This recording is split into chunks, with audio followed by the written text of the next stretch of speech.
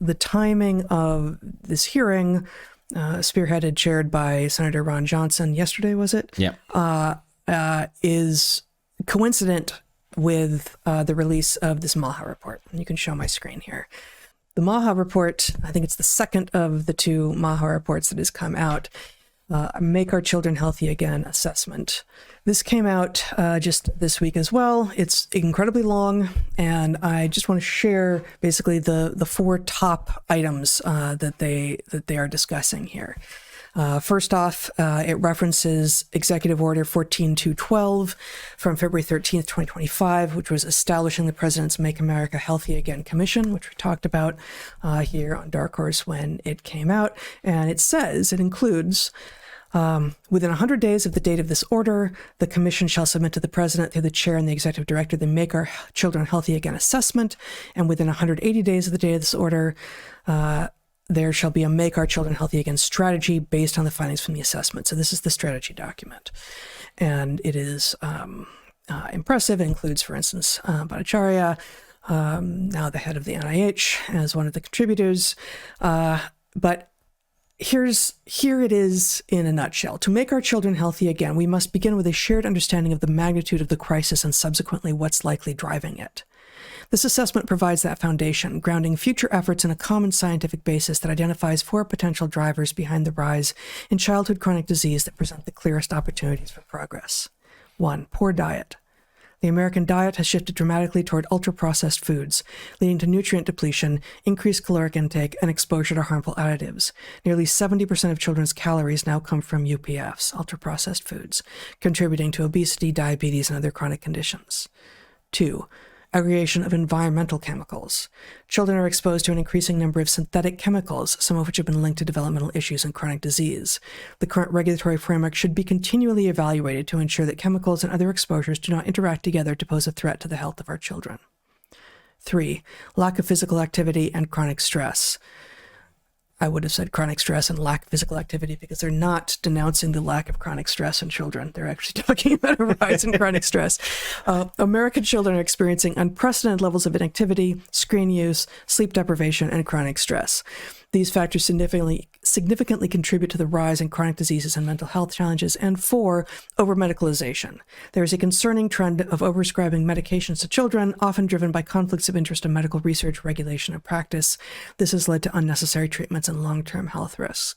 Now, you could argue that every one of these is so understated as to be missing what is actually going on. But the fact that we have those four things where, over-medicalization, part of that is going to be about the childhood vaccine schedule, but there's no mention of vaccines in this bullet point because there doesn't need to be. The point here is that there are these four major things contributing to the decline of American children's health and indeed of all Americans' health and, people worldwide. Poor diet, environmental chemicals, lack of physical activity, and increase in chronic stress as somehow one item, and over-medicalization. So we've got toxicants, to use Toby Rogers' word, through compounds that we shouldn't have anywhere near us from both outside the aggregation of environmental chemicals and willingly brought inside the body through over-medicalization. Both of those, that's the same kind of thing. It's just, are you exposed and you had no say in it, either because no one is regulating the stuff out of existence, or you happen to live in a place where it's impossible to avoid it, or did you have some choice? Did your family have some choice? Did they get denied the ability to say no when the doctor said you must take X, and therefore you've been toxified by being given meds? These are all things that are happening. So this report is important, long, dense, but there's one more thing here that I wanted to share, which points just a tiny bit to how this has been allowed to happen, which is a lot of good stuff here. Keep going. Somewhere. There's, okay. Well, there we go. Okay, so in talking about corporate capture and the revolving door, we have this. The pharmaceutical industry from 1999 to 2018 spent $4.7 billion on lobbying expenditures at the federal level, more than any other industry. In addition, 9 out of the last 10 FDA commissioners and approximately 70% of the agency's medical reviewers have gone on to work for the pharmaceutical industry. Because what prepares you better for work in the pharmaceutical industry than to have been working for the supposed watchdog? 9 out of the last 10 FDA commissioners went on to work for pharma. That is so stunning. 9 out of 10. I mean, holy cow. Yeah. It strikes me in hearing you discuss this. Part of what we're doing in this broadcast is picking up another level of what I've called the game of pharma, right? Mm-hmm. How does the game of pharma accomplish the goal of getting us to take all of these things which may not be in our interest to take? All right. Lobbying the regulatory agencies is one thing, but they do something that you might call lobbying the press as well, right? We've talked separately about the idea that the huge expenditures on pharmaceutical advertising are not really about persuading people to take drugs. They are about making it impossible for the mainstream outlets to report on the net impact of those drugs. So that's like lobbying news firms, which shouldn't be lobbyable, mm-hmm. right? Their whole purpose is not to be lobbyable. Anyway, wow, that's just a stunning piece of information. It is. So we have the pharmaceutical companies being heavily influenced by effectively inside information on what the government watchdog, what the government oversight is doing and how it is that they accomplish things. And you have a large part of the population of America who are so confused, so angry, so frightened by what is coming out in the media that they are proudly getting their COVID boosters, apparently to show Bobby who's boss. So this is from the Twitter account Camus. Oops. Oh, sorry. We don't need the sound to go with this. We have images of, all of the particular accounts have been anonymized, but pictures of people with bandages on their arm, flu and COVID boosters, RFK Jr. can get bent. My wife and I got our COVID and flu vaccines to do our part to make sure everyone is safe. We have fall 2025, new COVID updated, and 2025 new updated flu vaccines.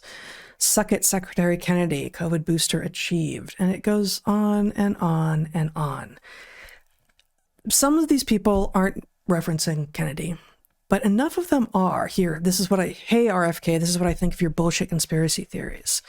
So, and I'm just going to stop this before it randomly goes into another thing.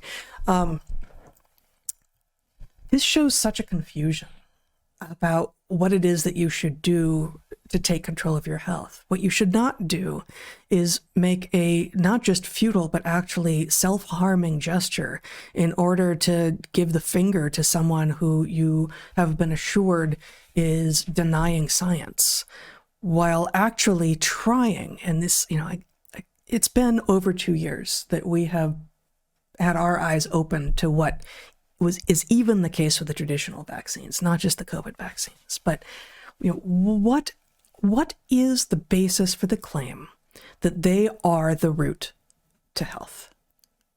The basis is not placebo. The basis is not an actual test of efficacy or safety against nothing. The basis is a test against what is probably the most toxic parts of the vaccine, almost always, the aluminum adjuvants and the other stuff that are in there, the excipients that are there. In part, the adjuvants are there precisely to aggravate your immune system. I guess I'm having a hard time understanding why that point is having such a hard time landing. Well, I think, part of this has to do with marginalizing voices that are trying to help you see it, right? Yeah. I know from talking to intelligent people who, for whatever reason, are on the blue team. Yeah. And when we talk about Bobby Kennedy, the answer is, well, he sounds like a crazy person to me. And I think the only way that he sounds like a crazy person to you is if you were allowing him to be filtered by something that wishes to portray him that way. The man himself doesn't come off that way. You can disagree with a point, but he has an encyclopedic knowledge, far more than you are, whoever it is who's judging him. And so if you basically allow the New York Times Church to dispense what you're supposed to conclude, then you can end up in this place. And then you reinforce each other online by, being defiant, as if, you're showing Bobby Kennedy anything by getting the vaccine. But let me just point out the absurdity here, the thing that's really at the bottom of this.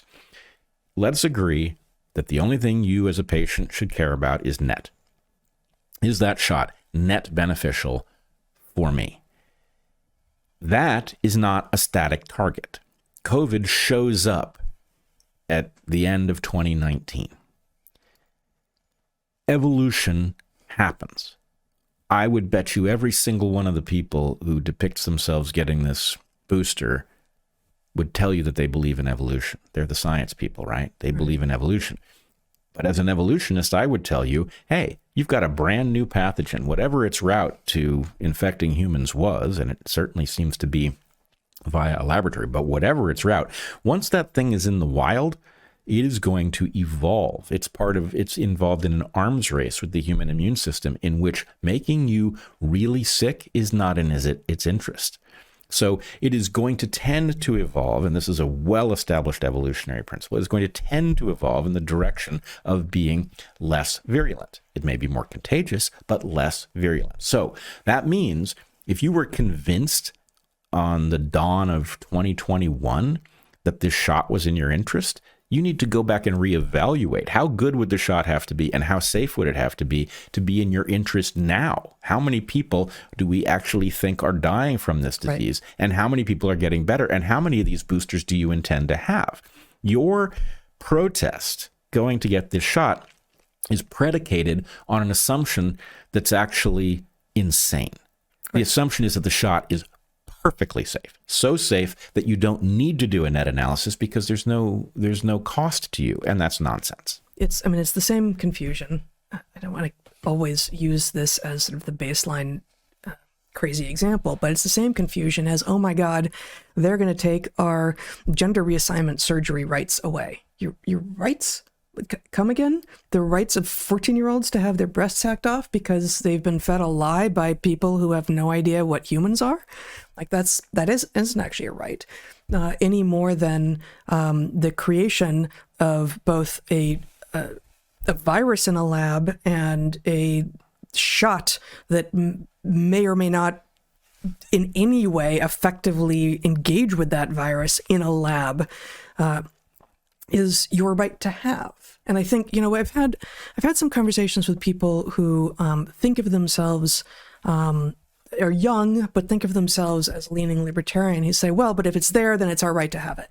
It's like that argument doesn't hold once you're talking about something that we have created, that is our technological invention, and especially the newer it is, the more likely there is a really good argument that we shouldn't have released it. It should not be out there. SARS-CoV-2 certainly shouldn't have been released, whether it was done so by accident, as I still presume, but I don't know, or intentionally.